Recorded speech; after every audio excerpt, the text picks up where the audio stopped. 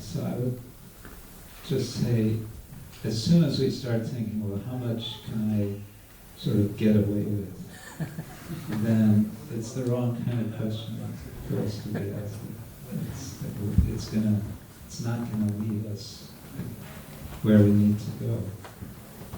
We're starting to look for loopholes and concessions and try to find some comfort zone for ourselves, but that's not quite what we're about, is it? We're about giving our lives to Krishna. And we can feel when Krishna is helping us on that way, because he's, how to say, he's taking away what is not going to help us. Continually, Krishna is incredibly full of surprises. Sometimes it's quite humorous in this regard. And we should rather try to recognize how Krishna is helping us to reduce our sense gratification, and rather transform it into the genuine desire to please the Lord. Last.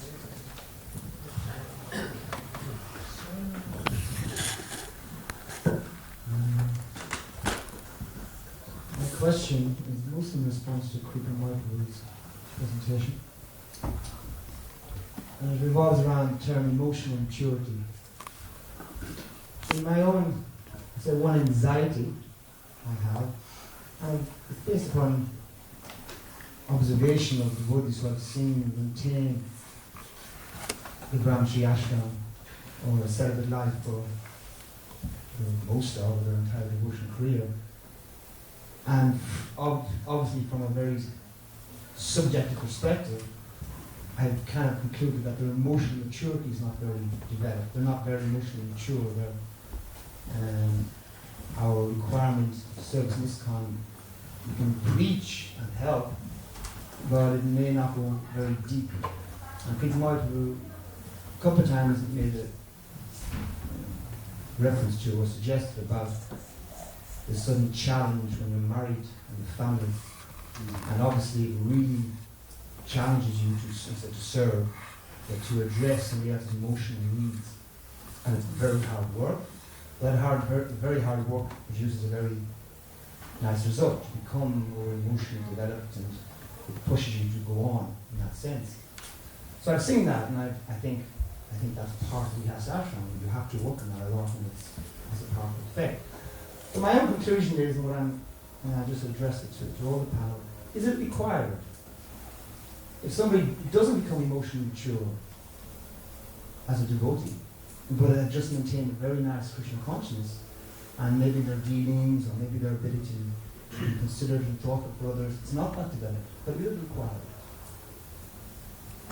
So it's a general address. Yes, your question is about emotional maturity. Yes, it is sometimes disturbing when we see a person who is living the life of a renunciate, when faced with a particular situation, to almost give way to a childish response. It really does shake the faith of people. So certain emotional maturity is there as is required. Huh? Yeah. Well, an example that I've had is someone has a car crash, the devotee has a car crash, and the so-called advanced renunciate says, oh, that's probably because, Krishna's teaching them a lesson not to enjoy, something like that. No, it's an inappropriate response. It's a lack of compassion. And emotional maturity really should be there for a preacher, in that compassion should be aroused by other people's pain. So it's an inappropriate response,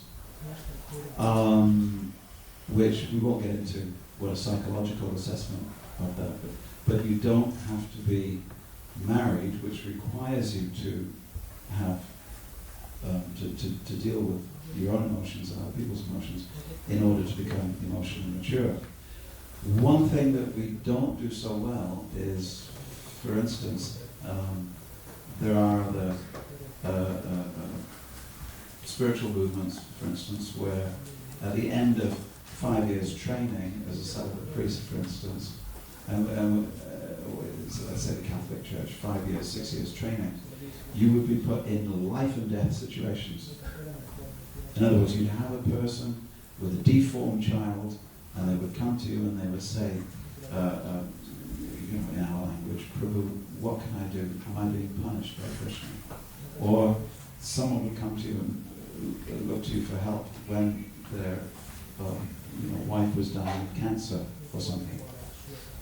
Whereas in ISKCON, a brahmachari of 7 years training might still be asked to distribute books, in which each exchange with a person is maybe 1, 2, 3, 4 minutes. And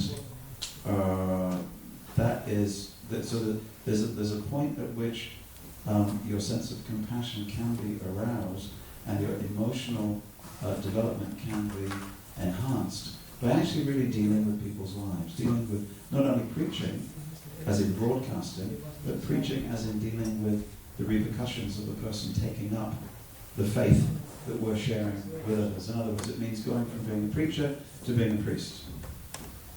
And we really need people like that. And that will enhance emotional maturity.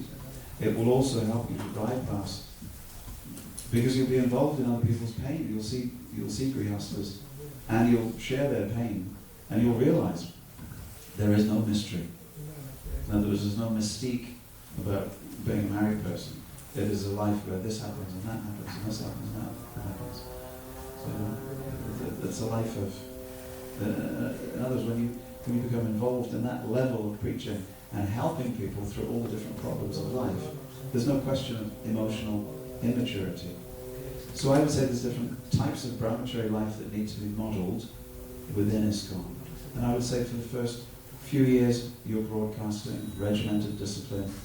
But after a while, we really need people who are either teachers, or we need priests, or we need counselors or carers for the spiritual welfare of other people. It's not good enough to join and distribute books and then 8 years later to be doing the same thing with the same level of consciousness. I'm not saying that you should not distribute books after being 8 years as a devotee, please don't make, and you can cut that off the tape. But what I am saying is that together with that should be, okay, for 8 years I've been distributing books. What happens when people read them? And what happens in that person's life? How can I actually help them? Because if you were trained for 7 years in a theological seminary, you'd be right in the mess. It'd be other people's mess. But you'd have to keep yourself pure because you have to be a pillar of strength for other people's pain and suffering. So 2 things happen. One is that you have to keep yourself pure for other people. One is that you do see suffering up close. It's not just words in a book. And you actually have to, be able to respond to people. And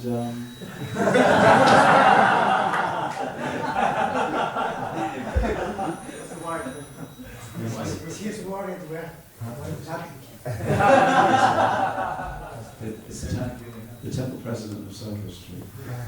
Yeah. So that's what I want to say on that. I don't think it's good enough. I think we need senior brahmacharis who have to be in real life situations. I mean, there are real life situations that each and every person out there is having to deal with. And our life as preachers is, we're meant to be paradukha-dukhi. We're meant to actually feel compassion for other people. It's not just a slogan to, get you to fill up your book bag and distribute. Because even book distribution can be done in the mood of enjoyer. Can help develop your purush bhav. I'm the winner, I'm the controller, I'm the manager, I did it, it was me, I won. Just see how good I am. A real preacher